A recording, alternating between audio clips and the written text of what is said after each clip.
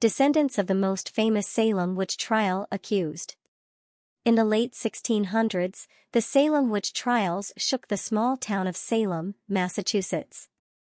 Over 200 people were accused of witchcraft, and 20 were executed.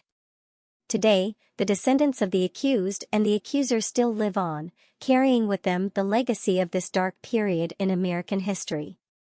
In this video, we'll explore the stories of the most famous descendants of the Salem witch trials and how their family history has impacted their lives. The Salem witch trials are one of the most infamous events in American history. From accusations of witchcraft to public hangings, the trials left a lasting impact on Salem and its people. Today, the descendants of the accused and the accusers still live on, and their family history continues to shape their lives. In this video, we'll explore the stories of the most famous descendants of the Salem witch trials and how their connection to this dark period in American history has affected them. Salem, Massachusetts is a picturesque town known for its rich history, but for many, it's also a place of family heritage. The descendants of those accused of witchcraft during the trials still call Salem home. One such descendant is author and historian Mary Lynn K. Roach. Roach is the great-great-great-granddaughter of Mary Easty, who was hanged as a witch in 1692. In her book, 6 Women of Salem, Roach tells the stories of the 6 women in her family who were accused of witchcraft.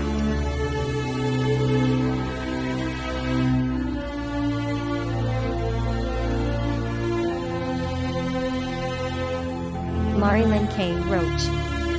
Growing up in Salem, the witch trials were always a part of our history. But it wasn't until I started researching my own family history that I realized how close to home it really was. It's a strange feeling to know that my own ancestors were accused of something so horrific. Roach's experience is not unique. Many descendants of the accused feel a deep connection to their family's history and the events that transpired in Salem over 300 years ago. Some even choose to honor their ancestors by preserving their stories. The Rebecca Nurse Homestead is one such place. Rebecca Nurse was one of the accused during the Salem witch trials and was hanged in 1692. Today, her descendants operate the homestead as a way to preserve their family's history and honor Nurse's memory. Rebecca Nurse's descendant. It's important to me to keep my family's history alive. The Salem witch trials were a dark time in our past, but they're also a part of who we are. By preserving the homestead and telling our family's stories, we're keeping their memory alive. While some descendants choose to honor their ancestors in this way, others feel a sense of shame or guilt surrounding their family's history. One such descendant is Sarah Good's great-great-great-great-great-great-great-great-granddaughter, Jessica Fontes.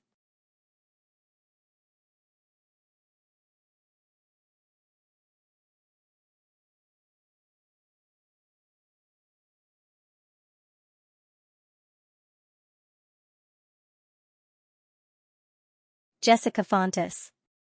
When I first learned about my connection to the Salem witch trials, I was fascinated. But as I learned more about what happened and how my own ancestor was involved, I started to feel a sense of shame. It's a strange feeling to know that someone in your own family was accused of something like witchcraft. Despite the negative feelings that some descendants may experience, many have found ways to use their family history to educate others and shed light on the injustices of the past. One such example is the descendants of Giles Corey, who was pressed to death during the trials.